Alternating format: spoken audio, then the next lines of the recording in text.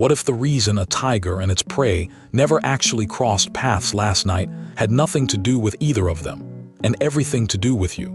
Every wild animal on Earth runs on an internal schedule. Deer graze at dawn.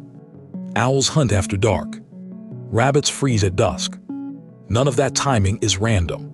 For millions of years, that schedule has been a matter of survival, shaped by a constant back and forth between hunter and hunted, each one trying to be active exactly when the other is not looking, or exactly when the other is easiest to catch. Then a new predator showed up, one so widespread and so unpredictable that almost nothing on the planet has fully figured out how to avoid it. More than 75% of the land on Earth now carries some measurable trace of human activity, whether that is a road, a farm, a logging trail, or just the noise and light spilling out from a nearby town. Wild animals have learned, often the hard way, that humans are dangerous. Even in places where hunting stopped generations ago, that caution seems to linger in the behavior of entire species. So many of them have quietly rescheduled their entire day around us, without a single person ever noticing it happen. Scientists only started to catch this in the act once they found a way to watch the forest without a human being physically standing in it. That tool is the camera trap. A small motion-triggered box, usually strapped to a tree trunk about knee-height, that fires off an infrared photo the instant something warm-blooded walks past, day or night, for months at a time without anyone checking on it. Have you ever wondered what actually happens in a forest after dark, once every visible sign of daytime life disappears? Camera traps have quietly answered that question for thousands of forests around the world, and one pattern keeps showing up. Near people, wildlife tends to shift toward the night. Southeast Asia is one of the most extreme places to watch this play out. It holds one of the richest concentrations of mammal species anywhere on the planet, packed into forests that are also under some of the heaviest human pressure anywhere on the planet.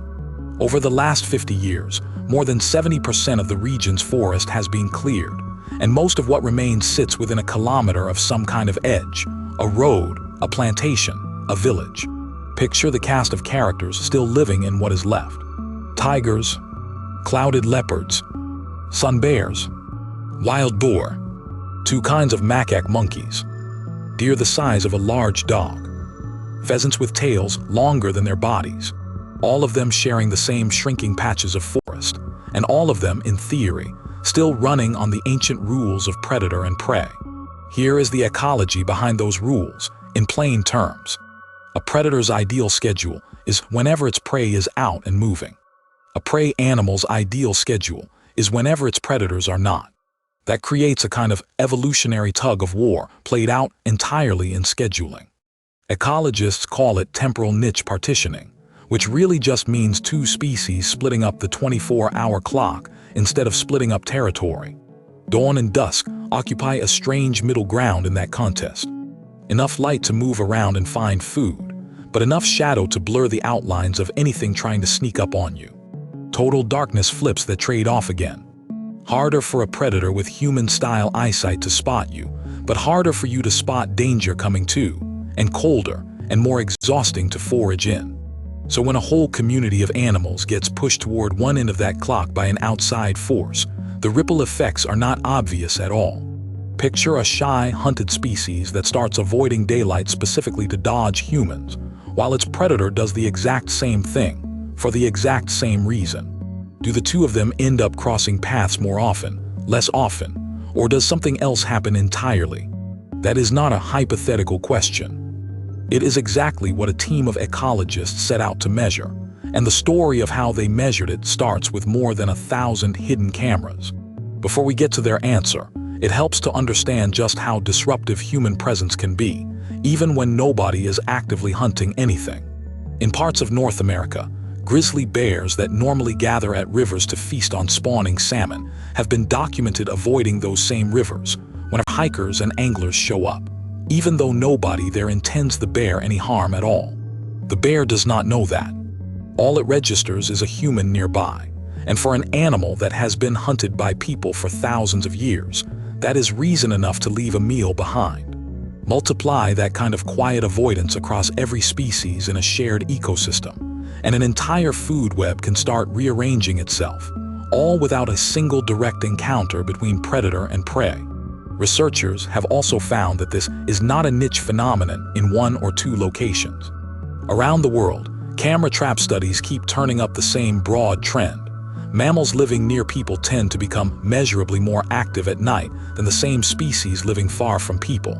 But almost none of that earlier work could answer the next question, the one that actually determines whether any of this matters for survival. Does shifting the clock change who actually meets who in the dark? To find out, researchers needed a dataset big enough to track not just single species, but entire webs of predators, prey, and competitors, across enough forest to compare barely touched habitat against heavily disturbed habitat side by side. That is exactly the dataset a team led by ecologist Samuel Zinn, Tham Le ended up building.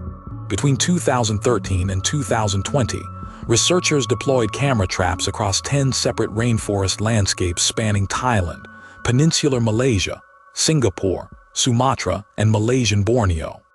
Over 1,200 cameras ran for a combined 58,608 trap nights, quietly photographing anything warm-blooded that wandered past, day or night, for years on end.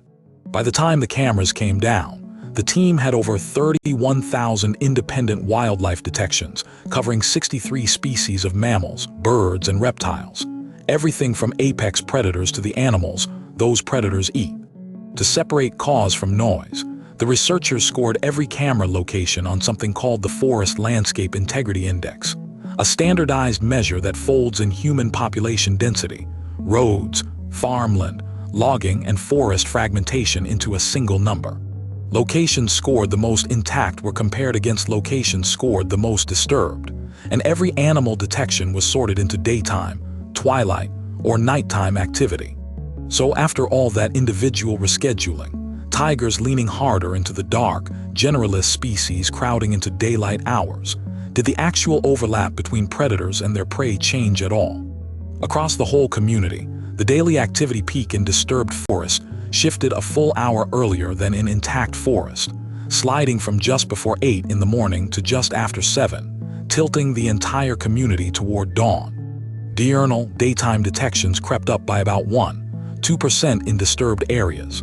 Crepuscular activity at dawn and dusk rose by about 2%. Purely nocturnal activity fell by roughly 3–2%. Not every species answered that pressure the same way. The 59 rarer, more specialized animals in the dataset, the ones with the least tolerance for people, leaned much harder into darkness wherever disturbance was highest. Tigers were the clearest example of all. In the most disturbed forests, tiger detections rose by 16.5% at night and by 5.4% at twilight, largely abandoning the early morning hours when humans tend to be out and about. Meanwhile, 4 generalist species, bearded pigs, wild boar, and 2 kinds of macaque monkeys, took the opposite path entirely and thrived. In intact forest, those 4 species accounted for about 39% of every single detection recorded. In the most disturbed forest, that number jumped to 68%. And they grew even bolder about moving in broad daylight while it happened. Medium-sized carnivores followed a similar path toward daylight, logging about 25.8% more daytime detections in disturbed areas, likely tracking those same abundant, human-tolerant prey animals right into their new schedule. It is worth pausing on what this study actually is and is not. It is not a laboratory experiment where researchers controlled every variable one at a time. It is an observational study built entirely from real forests and real animal behavior. That disturbance score bundles together several different pressures at once: human density, roads, farmland, logging, forest edges. So the data can show a strong link between disturbance and behavior without proving which single ingredient in that mix, hunting fear, noise, or habitat change, is doing the actual driving. The researchers themselves are careful to describe their findings as an association, not a proven cause, which is exactly the kind of honesty that makes a result like this easier to trust. That finally brings us to the central question this whole study was built to answer, the one about tigers going more nocturnal and pigs and macaques going more diurnal. Did predators and their prey actually end up crossing paths more often, or less often, than before? The answer, when the researchers ran the numbers, was almost anticlimactic. Despite all of that individual rescheduling, the overlap in activity time between predator and prey pairs barely moved between intact and disturbed forest, and the difference was not statistically significant. Overlap between species competing for the same food and space held just as steady. Tigers shifted toward night. Pigs shifted toward day. And yet the odds that any specific predator and its prey were active at the same moment stayed almost exactly where they started. One possible explanation the researchers point to is historical. Southeast Asian wildlife has coexisted with human hunters for roughly 45,000 years, long enough that the most disturbance-sensitive species may have already disappeared from these ecosystems generations ago. What is left, in other words, might already be a somewhat disturbance-hardened lineup of survivors, animals whose ancestors already failed to cope with people a long time before any camera trap was ever switched on. The researchers also see a practical use for all of this. If certain species are most vulnerable during specific hours, protected areas could limit noise or human access during exactly those windows, rather than assuming disturbance always rewires who eats whom across an entire ecosystem.